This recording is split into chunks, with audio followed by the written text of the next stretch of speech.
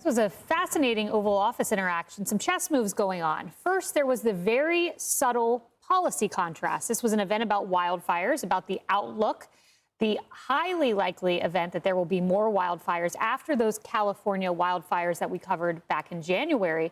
So policy contrast with the state of California, subtle one, turned into an overt political contrast. President Trump made the pivot, made the segue, and said, had I not intervened with the National Guard, we would be seeing LA burn today like it was burning because of the wildfires. He called Gavin Newsom an incompetent man, an incompetent governor. We know that Gavin Newsom and President Trump spoke on Friday for about 20 minutes. He said that during that phone call, he told Governor Gavin Newsom he was doing a bad job and then proceeded to send in the National Guard. Now, Governor Gavin Newsom has said that the protests barely came up in the Friday phone call. We'll have that clip for you in just a moment.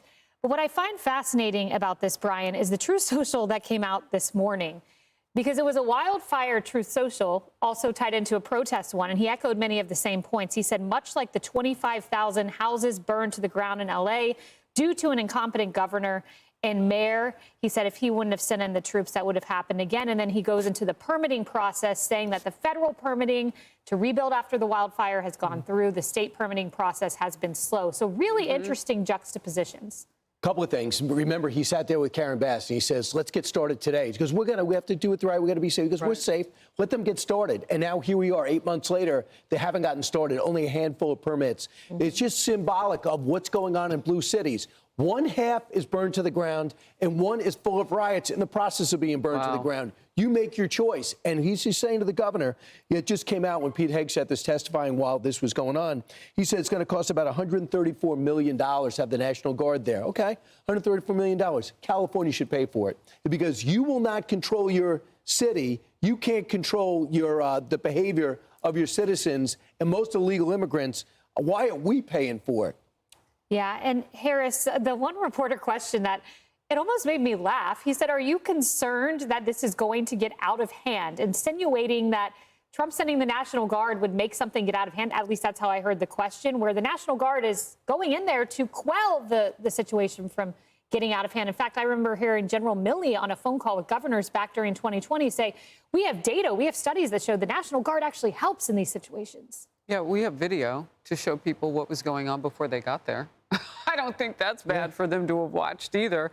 I mean, the point that you're making is a good one, and that is a battle cry on the left about how you're not allowed to help because we got it all. And then on the other hand, you've got people like Representative Maxine Waters, who's 86 and is in her 18th term, a really good argument for term limits, talking directly to the National Guard's troops who are there, saying, you know, if you try to shoot me or a politician or a kid out there, you better shoot straight at me. I mean, what is that about? There's so much nonsense going on the left around this issue. That's her state. She can't go meet with some particularly minority businesses that are being burned to the ground and having most of these problems. Senator Blackburn said that the last hour. She can't go help solve some people's problems or at least listen to their concerns within communities that are losing their small businesses and their houses. No, they have to fight and complain about Trump. This is the Democratic Party. Emily, I do want to play Governor Gavin Newsom earlier in the week. Here's what he said about that phone call we heard Trump mention, where he said he called Governor Gavin Newsom, told him he was doing a bad job. Listen to Newsom. It's not working. I was told we had it. We're working on it, Emily. But, you know, you've got this back and forth, and you have one person, Newsom, who's tried to make this entirely about President Trump. And interesting, on the heels of President Trump laying out a policy intended to help the people of Governor Gavin Newsom's state on the issue of wildfires. Yeah, and look, part of what we learned during this really informative presser was that, first of all, our disaster funding right now is flush and funded, $13 billion. We are ready for this season. That was even before the hurricane comments. This was about wildland fires specifically, and to learn that we are burning more timber than harvesting, that for every dollar that we reap from harvesting, we are spending $100 either on woefully inadequate fire prevention or in those losses. You know, for me as a Californian, who I have so many friends that are still out of their homes in the LA fires, like we've talked about, fighting with insurance adjusters, flying in, going in all the time, hours on the phone, trying to get funding. That's Governor Gavin Newsom's watch. I have friends from Northern California that are still absolutely decimated from the prior fires. To accept this as somehow a way of life, a seasonal existence, blaming it on climate change, but ignoring the human element of mismanagement, just such incompetence.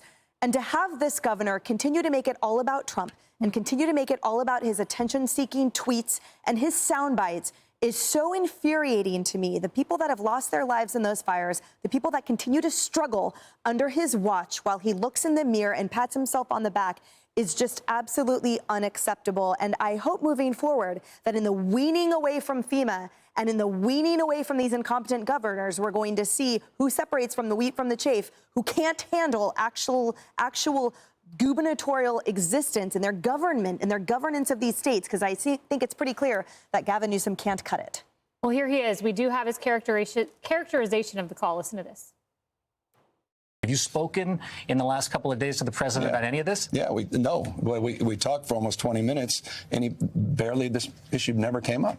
I kept trying to talk about L.A. He wanted to talk about all these other issues. We had a very decent conversation. When was this? This was late Friday night, I think about 1:30 plus his time. After the protests had started here? After the protests, and he never once brought up the National Guard. He's a stone-cold liar. He said he did. Stone-cold liar. Never did. Harsher words for Trump than the protests. We also, that was the Friday call. There could have been another call since then. I just want to point that out.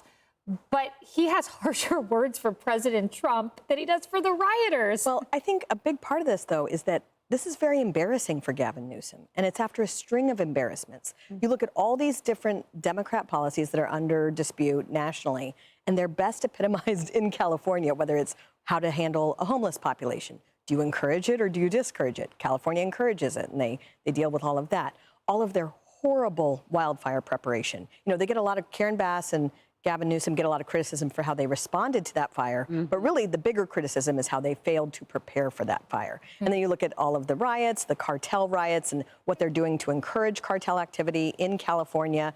You know, California is a state where you basically can only afford to live there if you're extremely wealthy or if you're illegal. And they've kind of hollowed out the middle class. So when people look at what they don't like about Democrat policies, they look at California and they think Gavin Newsom, and that scares him heading into a primary. You know, Brian, and I would just say, having listened to President Trump make many phone calls to many different governors, world leaders, President Trump's not a wallflower. He's not someone who sits there as a city burns and just doesn't speak up. He's going to do it. And like I said, I think that he really adjusted from the first term. He said, I held back. A lot of people consulted him to let Minneapolis handle Minneapolis, let Seattle and Portland handle it. And this time he's like, no, we're not going to do it. He's also sending a message to Chicago, Dallas, Philadelphia, all these others that, yeah, you might. And by the way, I hear they might be heating something. If they're heating something up for this weekend, then we're going to come down. We're going to come down hard.